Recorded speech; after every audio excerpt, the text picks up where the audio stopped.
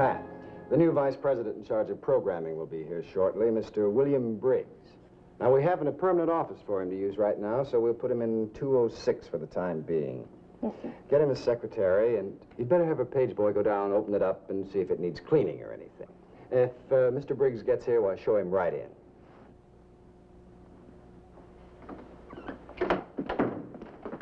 Oh, hi, Pat. I brought something for you. Well, thank you, Mickey. Oh, by the way, the new vice president, Mr. Briggs, is arriving today. Where are they going to find room for another vice president around here? They're making room. Mr. Lawford was transferred east, and Mr. Briggs is now in charge of programming. No kidding. Gosh, maybe this is my day.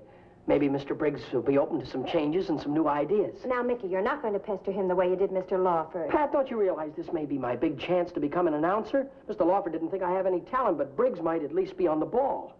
Well, restrain yourself, Mickey. Give him a chance to hang up his hat. You know what they need around here, Pat, is a new, young, fresh, dynamic sportscaster. Yes. And, friends, they're standing at the gate, and in just a moment they'll be away. Look out, Crackerjack. Crackerjack is standing there like the gentleman that he is. And on the far outside, Boo Bunny. Look out, Boo Bunny. Look out. It's not time to go yet. And in just a moment, they'll be going around, and they're away. And that Crackerjack on the ring got away far. From the outside comes Boo Bunny. Run along with him, and down that backside, stealing away. Here by 2 lengths is Crackerjack, out in front by 3 lengths. And Boo Bunny on the outside says, I'll run with you. Crackerjack, they've got some 3/16 of a mile to come, and it's still Crackerjack far out in front. And on the outside, coming fast, is Mr. Brown, who is the... I hope I finish in the money. Won't you have some soda pop? I hate to drag you away from your sportcast, Mr. Coram. No, that wasn't Mr. Coram. That was supposed to be Clem McCarthy. Pat, did you tell Mr. McCarthy to get room 206 ready for Mr. Briggs? Well, I was going to, but before I knew it, we were off to the races. Well, I'll take care of it right away, sir.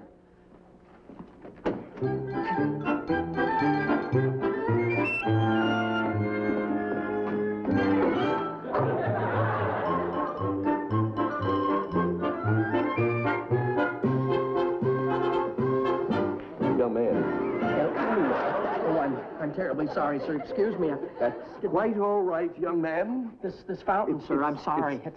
Can you tell me, where can I find Mr. Brown's office? Well, you just missed it. It's right around the corner. First office on the right, 284, sir.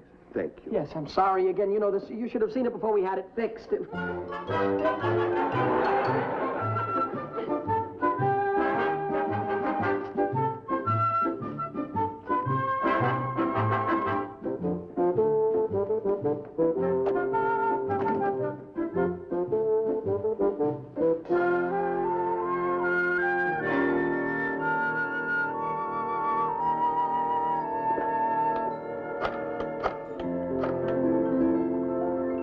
Pat, this is Mickey. I'm down in 206. Pat, it's not very clean and it needs some tidying up. Can you send a janitor down here right away? Do me a favor. The new vice president just arrived. He's in with Mr. Brown now. He'll be going down to his office right away. Straighten it up as much as you can until I can get a janitor. All right, I'll take care of it, Pat. Thanks. By the way, Brown, you have a page here by the name of Mulligan? Yes, Mickey Mulligan. That's him. Just before I left New York, Lawford mentioned him. Really? Yes, he made kind of a strange statement. He said, beware of Mulligan. I wonder what he meant by that. Oh, Pat, would you please show Mr. Briggs down to his office? Well, I'll find my way. After all, I have to get to know my way around sooner or later. Well, all right. Do you have the key to 206? Here it is. There you are. Thank you. Oh, that's a beautiful keychain. Yes, isn't it? Mrs. Briggs gave it to me for my birthday. She has excellent taste. Thank you. We'll have a permanent office for you, first of the week. I'll be fine. Miss Harding, it seems your boyfriend's fame has spread all the way to New York. Mulligan versus Briggs. I wonder how it'll turn out.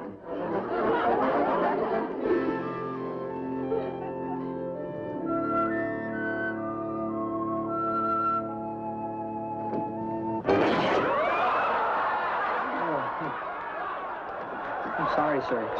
Excuse me. I didn't mean to. Yes, sir.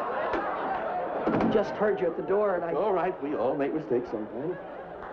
Well, I've been trying to clean up your office, sir. It looks fine. Thank you. Don't you think we could move the desk back just a little bit? It looks fine. And then we'll add a little depth to the room, sir. Yes. I straightened up everything. It's very nice. Thank you, Mr. Mulligan. Mulligan. Well, thank you very much. I really appreciate it. Mickey Mulligan? Why, yes, sir. You've heard of me? Yes. I'm not going to let it defeat me. Mulligan, we're going to get along, you and I. I'm no Lawford. He might take the easy way out, get himself elected vice chairman of the board just to be moved away from here. But no man is going to get me down, Mulligan. No man. Did you hurt yourself, sir? Fine, Mulligan, fine. You're not going to get me down. Oh. I'm made of sterner stuff. Pardon me, sir, but there is something I would like to discuss with you. Yes? Well, sir, I don't plan on being a page all of my life, and I was just wondering, now that you're the head of programming, couldn't you possibly give me a chance as an announcer or fit me in as say, a sportscaster? Well, I don't know. You know, Mr. Lawford, he never gave me a chance, sir. I have talent. I suppose Lawford let his personal feelings interfere with his business judgment. I'm not going to let my personal feelings interfere. I'm going to give you a chance, Mulligan. Oh, thank you, sir. Now, let me see. Where can we fit you in? Oh, well, you'll need a lot of pacing room. Vice presidents need a lot of room to pace. Now, if you want to be an announcer, you're going to need training. Yes, sir, lots of training. I'm going to experiment with a 24-hour program schedule on our local station. Uh-huh. Now, I'm only thinking, Mulligan, but what sort of a disc jockey do you think you'd make? Oh, well, sir, I think I could make a good disc jockey because I've collected lots of records for years, and I'm a good authority on music. It's a possibility. Now, where could we fit you in? There's a slot open from 4 a.m. until 8. 4 a.m. until 8, that's a wonderful time slot. There are very few programs on at that time. We're bound to have a big audience. What else is there to look at? Yes, we'll have a captive audience. Well, do I get the chance, sir? Just a second, Mulligan.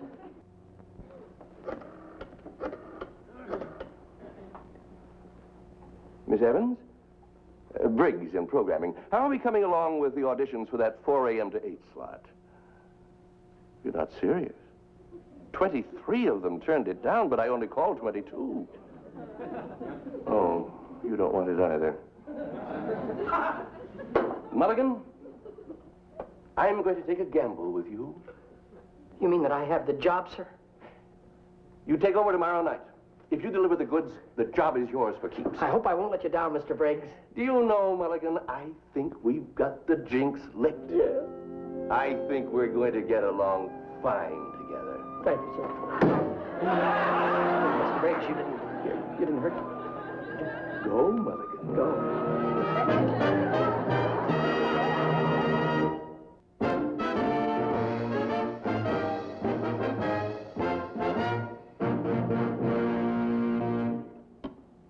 Anyone know who that is? Mr. Eugene Ormandy and the Boston Symphony Orchestra, bringing you the third movement of The Creep. And friends of television land, this is your old pal, smiling Michael Mulligan, bringing you a bit of music, a bit of enchantment, a bit of philosophy, while away the early morning hours of the dawn. So sit back, friends, in your easy chair, take off your shoes, relax, with your old friend, smiling Michael Mulligan.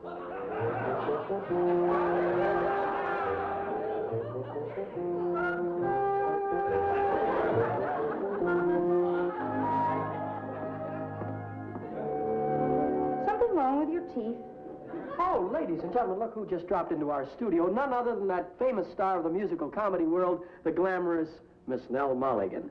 Miss Mulligan, tell us, we know that you have a very busy schedule. We want to thank you so much for dropping in to chat with us. What have you been doing lately? Well, I just returned from an extended tour of the kitchen. The pot roast was a huge success, and they held me over to wash the dishes. Yes, I caught your dinner show. It was a huge success. Now, tell us, Miss Mulligan, what do you plan on doing in the future? Well, tomorrow I'm opening in a new vehicle entitled 6 Hours in the Laundry Room, starring your dirty shirts. Wow, you're pretty cute. Tell me, do you think I'll make it? Nell Mulligan, son. Of course you'll make it. I hope so. Oh, what smile do you think I wear best? The aloof smile? Or a little more casual? Or should I give them both barrels right away? Well, what's wrong with your natural smile, dear? I forgot how it went. When I was on the stage, I learned that the best way to put yourself across to the audience is just to be yourself. Yeah, you're right. Gee, everybody's been so nice to me. Bill loaned me this recording machine from the transcription department. I'll cut a record of my voice in a minute and let you hear how it sounds, huh? With your personality, it has to sound good. And now, ladies and gentlemen, we present a request record by Miss Pat Hardy, who requests the number for her dreamboat, Mr. Mickey Mulligan.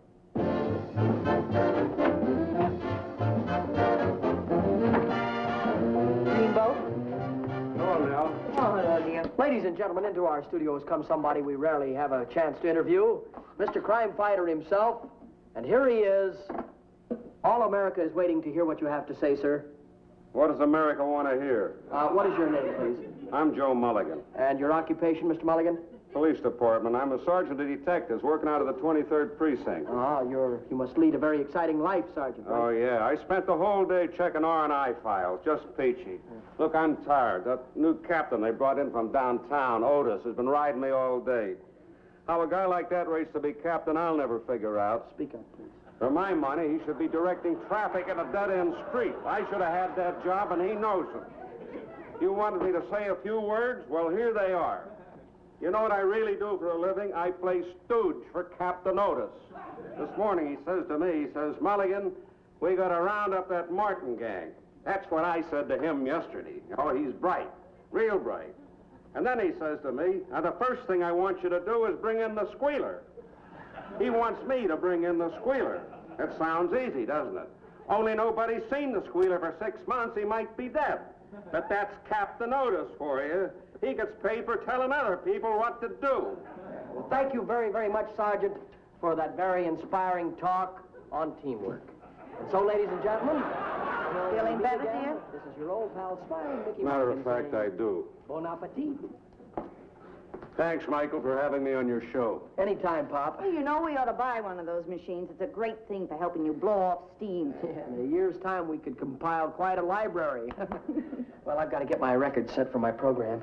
Where are you going with those? Oh, Michael's going on television tomorrow night in his own disc jockey show. Anything to get those jazz records out of the house. They give me a headache. Why, Pop, I haven't played these in over a week. Yeah, but I still hear them. I'm all set. Oh, look out for the new throw rug, dear. Wow! Michael! Oh, Michael! Yes, Mom?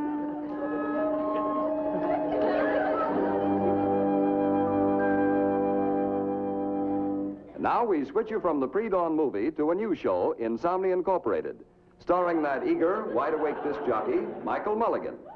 Michael Mulligan! Hi! Oh, there you are. Where? Oh, there you are. Well, good evening. Good morning, I should say. Here it is, good old 4 a.m., ladies and gentlemen. Best part of the day. Welcome to Insomnia Incorporated. This being my first show, first of all, I'd like to say hello to my mom and pop who are home viewing our show. Hi, Mom. Hi, Pop. They're probably more nervous than I am. Next of all, I'd like to take this opportunity of thanking the man who made this all possible for me, Mr. Briggs, Vice President in charge of programming for this station. Thanks, Mr. Briggs, from a loyal employee, Mickey Mulligan.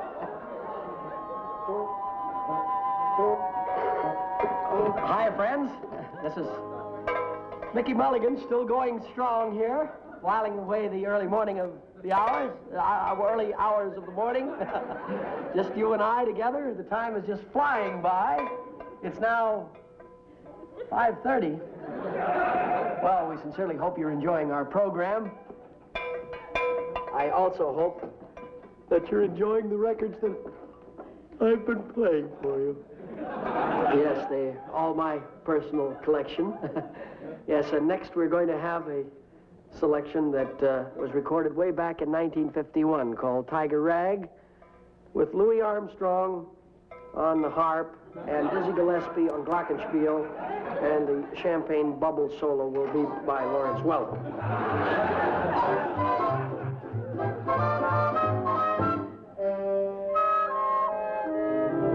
Well, good morning, Simmons. Mulligan, what are you doing here so early? My son Michael's on television, and I want Captain Otis to see him. Then he'll know us Mulligans are going places. No kidding. Is Mickey on television? You bet your life he is, and that's more than he can say about his son. But Otis boy is only 4 years old. Hey, what are you standing up for Otis for? I thought you were on my side. Look, Mulligan, we've got to live with the captain, so why don't you try to get along with him? I'll get along with him. Now, come on, Simmons. Let's watch his face when he sees Michael on television. Come on. Well, Mulligan and Simmons, something I can do for you? Well, if we're not bothering you, Captain, my son Michael is starring on his own television show. He's on right now. I thought you might like to tune in. Well, all right, we'll look at it for a couple of minutes. Might be interesting. Mulligan, what's the latest on the squealer? Have you gotten in touch with him yet? Still trying to locate him. I promised the commissioner I'd round up that Martin gang by tomorrow. Well, here we are. Well, there you've had it, friends, and we're still going strong here. This is your old pal and disc jockey, Smiling Mickey Mulligan, saying, come on now, get out of bed, wake up, wake up. Come on, that's right, don't carry. And now we're going to have another one of these wonderful records, and so here it is, bop, bop, the stop, stop.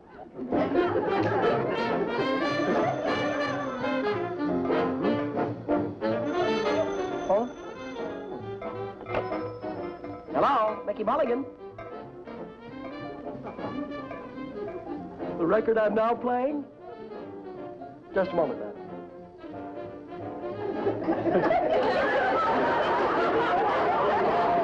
Can you call back after the record's finished, please? Thank you. Oh, he's great, isn't he? What a personality. Say, did I tell you what my son did yesterday? He's only 4 years old. Fine. Let's watch the show. Well, folks, I think we've played about all these records. I'll have to look for some new ones. Well, I think we've seen enough. Let's get back to work. Oh, leave it on. It'll be over in just a few minutes.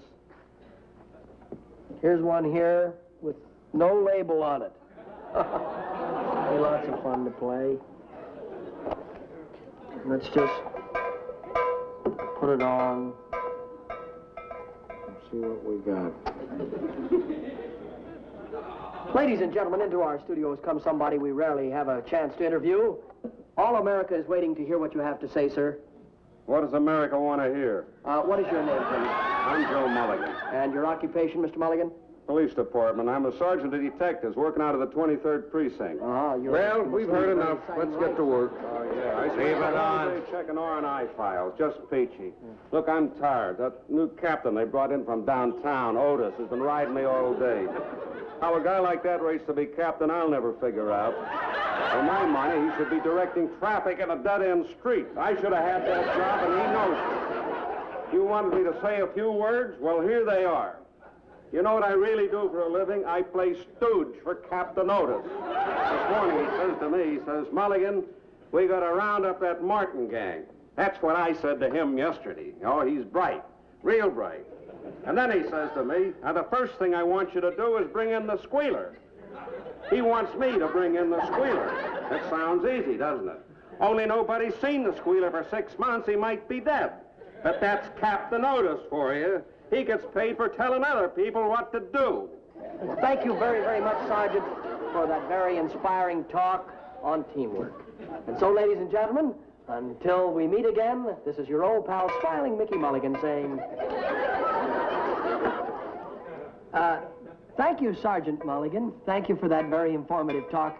Ladies and gentlemen, the opinions just expressed are not necessarily those of the station, this announcer, or his father. Evidently, Mulligan, you're not very happy here. Maybe what you need is Hold a on, change friends. of We'll have some more climate. records to play for you in just a moment. Now, we could assign you to, was recorded in Africa checking parking during the meters. Boer War. In Azusa. Captain Otis is listening in, and I hope he isn't.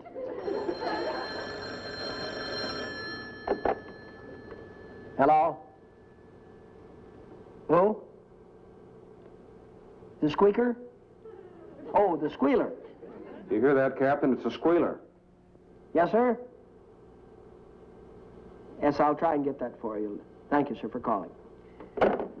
Ladies and gentlemen, we've just had a call from somebody who calls himself the Squealer. We've had a request record to be played for Sergeant Joe Mulligan. It is the squealer. He wants to contact me. Mulligan, will you keep quiet? Ladies and gentlemen, the number that the Squealer requested was the Darktown Strutters Ball, but we don't seem to have it around on any of these recordings. So, well, Mickey Mulligan, he never lets you down, you know. I'm going to play it for you myself and sing it at the piano for you. So if you'll just stand by and...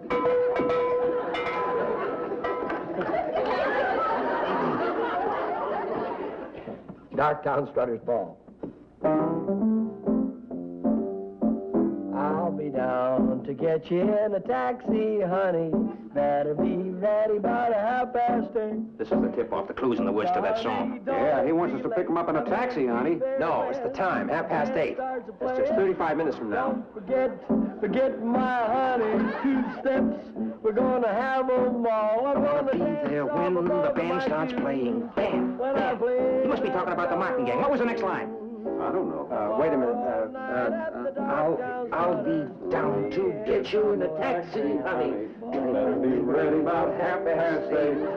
Now, honey, don't be late. I'm gonna be there when the band starts playing. Band starts.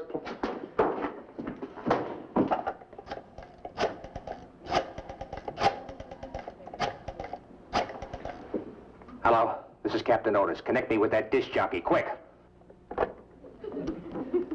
Smiling Mickey Mulligan.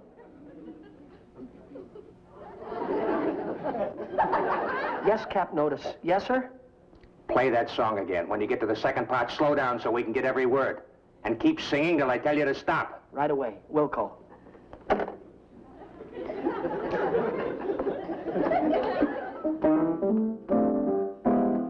I'll be down to get you in a taxi, honey. Better be ready by 8:30. Now, honey, don't be late. I'm gonna be there when the band starts playing. Don't forget when we get there, honey. 2 steps. We're gonna dance 'em all. I'm gonna Downtown Strutters Ball. Where does that fit? Hey, there's a Ball Street on the south side. That's the name of the jewelry store on Ball Street. Strutters. Strutters Jewelry Store, let's go. We'll let all cars put a ring around Strutters Jewelry Store on Ball Street. When I play the Jelly Roll. And now, back to our main studios for a word from Mickey Rooney.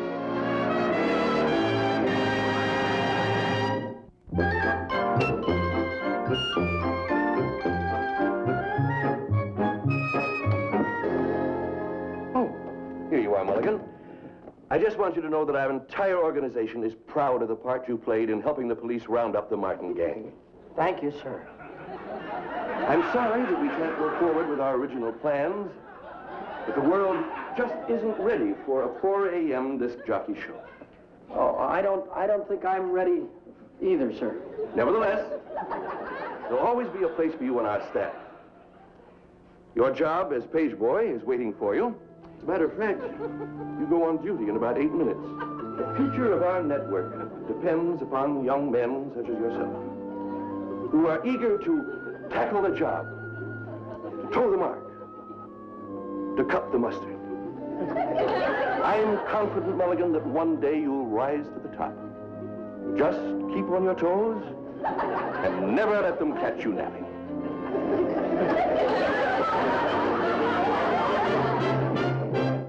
Mickey Rooney will be back in just a moment. Say, I'll buy that, and I hope you folks will, too. That was the good word from the folks that'll bring you our show next week. I hope you'll be watching then, friends. Until then, good night, folks.